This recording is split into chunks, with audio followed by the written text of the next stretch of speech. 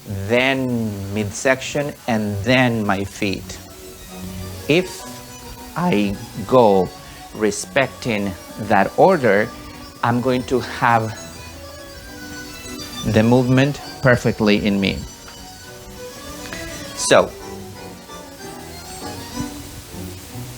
another very important thing that is happening here and how to understand, I don't want you to be like simply followers, like you're moving. I want you to understand in the same way that I ask the leaders to understand the two axes of this movement. So your part, see, I'm going to be explaining when you're going around the leader. First one, nothing is happening. Now, the leader is right here. I'm going to go around the leader, see? 1, 2. Now, the leader makes me stay here, and he moves. 1, 2. Now,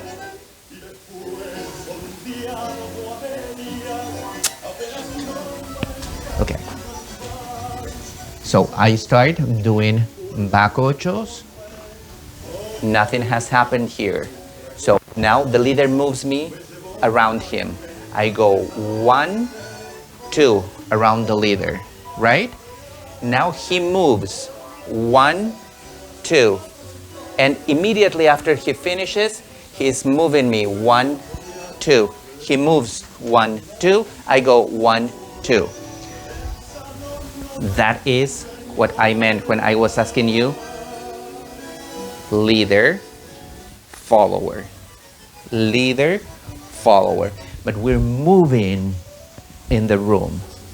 I'm going to just skip the two of back ochos and I go. See, your role is like this. Bum, bum, bum, bum, bum, bum, bum, bum. So, your feet are just doing this with the music. Bum, bum, bum, bum, bum, bum, bum. That is when you have to be really precise in, if you practice this by yourselves. I'm going to do teeny tiny steps. Dun, dun, dun, dun, dun, dun. That is without the embellishment. That is like the basic thing. And the reason why I'm asking you to practice like that without the embellishment is because I want you to understand how this is working. How you're going around and the leader is going around. You're going around, the leader is going around. And that is what actually is making you go with the music. Beautiful, desde el alma. Tan, tan, pivot, pam, pam, pam, pam, pam. Eventually, when there is more speed, your flick is not going to be included in that musicality. The leader is not going to wait for you to that flick. That's the reason why I don't want to put so much emphasis in the flick. So I don't want you to count it like it's a number 3. 1, 2, 3, and then you start one again. Okay, that is very confusing. So I just want you to go bam, bam. First, without any embellishment. See, I'm going to try to move a little bit faster. Bam, bam, bam, bam, bam, bam, bam. But you can see that the flick was possible there. Of course, my feet are big. My shoes are not pretty. But if you're doing that in your high heels and your pretty shoes and you make a very nice movement there, that is going to happen in a different way. As I said earlier, all the movements, try not to make enormous movements, because everything is, whatever you're doing, however you're dancing, is according in the space and according with the group of people that you're dancing with. If you're dancing on the stage, or if you're dancing on a space that, in a venue where you have a lot of space, why not? I'm going to try to go very high because I'm going to be prepared to use big steps. However, if I'm dancing in a space where it's crowded, where there is not a lot of room to do this, and all of a sudden I try to do something that large, it's not going to be nice. You know, it's like, I don't know how to explain it, but it doesn't look nice. Whenever you do something with just your feet, that is going to be a lot more tasteful, a lot more interesting. I'm always comparing your movements with your jewelry. Your embellishments are exactly the same as your jewelry. If you pick the correct ones, smaller, shinier, the better, okay? Not extremely large. Now, without the music, I'm going to try to explain where the leader's feet are going. This is just so you can understand that there is something in, at some point in the movement, the leader leads 2 back ochos, and then he's holding you here. The leader is going to walk with you all the time. The leader is not freezing. So he walks, he's leading you, he walks, he leads you, and he keeps going all the time.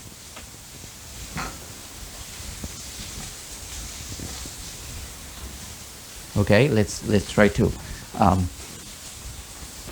I don't want you to understand that because there is a little bit of a pause that I'm asking you to follow, that the leader is not moving their feet. He constantly is going. Okay, so I'm in the second back ocho. He moves with you. He moves with you. He moves with you. He moves with you.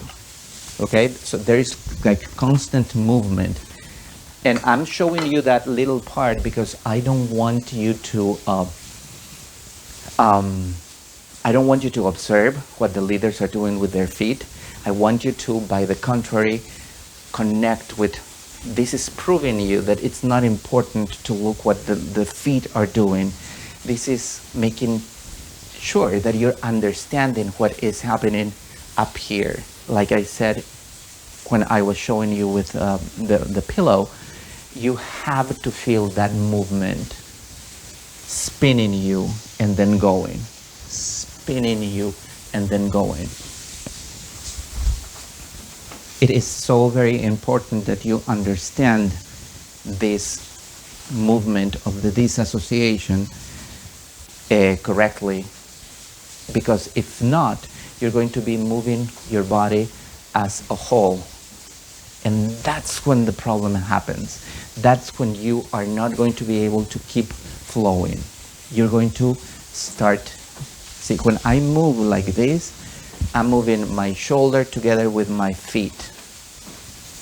Okay, I want you to move your body and then you move. That next movement is your feet are doing what your torso is doing. Okay, like I said earlier, this is like a pirouette in ballet. You are going and you're moving, bum, bum, bum.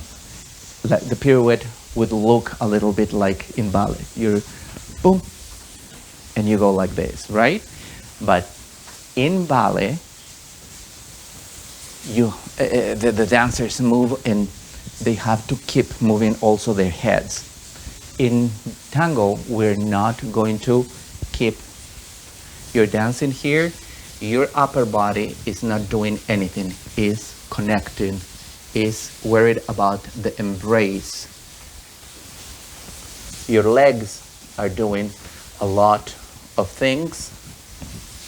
Your face, your shoulders are constantly going with the leader.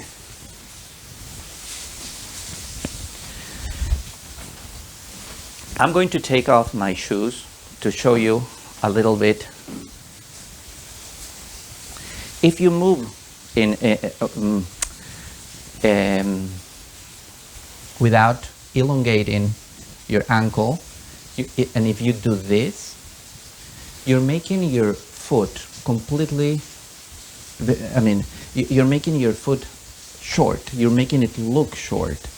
The moment that you extend that ankle, your whole leg, your whole line looks a lot better. Now, if you go,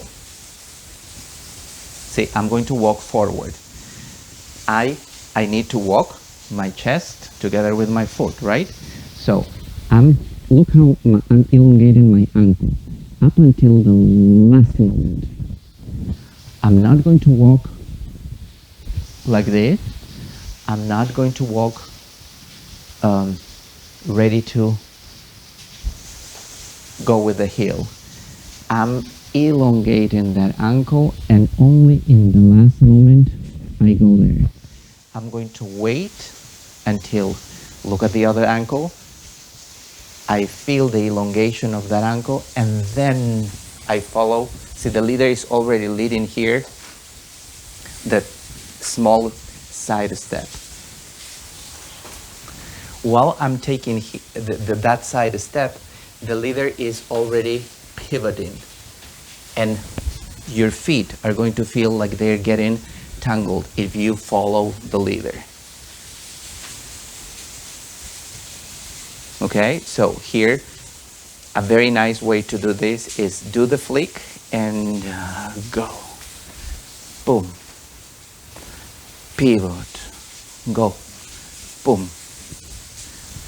Because I'm doing it without any shoes, it's very hard to pivot. So, but anyways, I want you to be able to feel also through your feet how that elongation is making you look nice. When you transfer your weight, see, I go here, I'm going to go in the next step, try to make it, I'm going like this and I'm stepping nicely. You're almost barefoot. Everybody's looking at your ankles. Your toes are exposed. The front part of your foot is exposed because most of you have fancy, nice shoes. So your feet have to look very nice. You're not just dancing with your legs. You're dancing with your feet. But what is carrying your feet is your core. If you move after your core has felt the exercise, everything is going to start moving in a very different way. And in a more fluid way, which is the main goal of this lesson. Now, I've spoken about going slow, going consciously, knowing where you're going for now, because you're practicing this. I don't want you to go fast, but that doesn't mean that you're going to constantly go in this speed. At first, I'm asking you to go with the beat. Bam, bam, bam, bam, bam, bam, bam, bam, bam, bam. Eventually, that is going to change. The leaders are not going to be dancing like this. They're going to probably go a little bit faster. But if everything is being practiced slow, the moment that you feel that there is a speed up if you feel that the leader is doing it a little bit quicker, your body is going to follow that in a more in an easier way. It's not going to be difficult because you already know how you have to move your body. Now, when that happens, be patient with yourself. Sometimes your body is immediately going to activate its mechanism of defense, and you're going to tense up. Relax. You have to let that movement happen in order to flow. Nobody is going to dance nicely and flowy if you're trying to use tension. That tension has to be in your spine, taking you upwards, but never holding here in the embrace, your arms. I know that I'm asking you a lot when I'm talking about that, but it's so very important. When you're going to have fluidity, you have to understand what is happening, and you have to just let the movement go. So many times, especially in the second part, when you are going, when the leader is going around you, see, you walk around the leader. Now, when you walk around the leader, the next thing that you're going to feel that is happening is that you have to do something, that you have to move together with the leader, with that foot. Allow once again, the leader is kind of like lifting you here. So that doesn't mean that he wants you to go immediately with him. For a second, he's making a, so understand that part. Go with it. That part is like this. In that of a part that I'm doing, in that part, your embellishment might happen. But, like I said earlier, the embellishment is something that it's not part of the steps. The embellishment is something that you are creating because you want to be faster, you want to use some embellishment there, okay? So when you're using an embellishment, make sure that it's not affecting the lead of the leader. It's not affecting how you're going with the music. It's not affecting anything. It's just adding shine to your dance, okay? Well, I think that that's all you need to know in order to practice this movement. I'm going to say this another time. It is very important for you to go slow, to understand what is happening, how you're moving, how you're making your line, where is your axis, what part needs to move first, and then you can take care. Whenever that happens and you're flowing, then you can probably think about going a little bit faster. The idea is that you move first, flow first. No matter if it's feeling a little bit in slow motion, I want you to try to move slow, okay? Speed, everybody can have speed at some point. It's not important. The thing is that you need to know how to do it, what is happening with your muscles, and how you're going that way, how you're making your lines, how is your balance, what muscles are you using during that process, and everything is going to be controlled, okay? Well, that would be the lesson for today. Don't forget, I just did an episode, a new episode of our podcast called The Tangling Tangos, and it's a very interesting episode. We're talking about the intersection of Corrientes Avenue and Esmeralda Street. That spot was very important in the history of tango, and it was important for so many people. The lives, that is a historical spot. That is like a spot that every citizen in Buenos Aires at least has gone there. I don't know. In one day, probably you pass there like 3 times. So, and the tango, the lyrics of the tango are very beautiful. I'm talking about how Lunfardo is so very influential in not only in the tango, but how it influenced the way that Uruguayans or Argentinians speak Spanish. So it's going to be very interesting. And tonight, right after this lesson, we're going to go to Esmeralda Street and Corrientes Street. We're going to make a little bit of a virtual trip over there to know a little bit about that corner and a little bit more about the past of that corner. So don't miss it. It's going to be a lot of fun. And also, I want to let you know that, like I said at the very beginning of this class, we don't know exactly what dates we're going to come back to Glen Echo Park, but be attentive because that is going to happen soon. But until then, let's keep practicing at home, okay? I will see you in a little bit later if you're coming to the Milonga. If not, I will see you next week. Have a good one.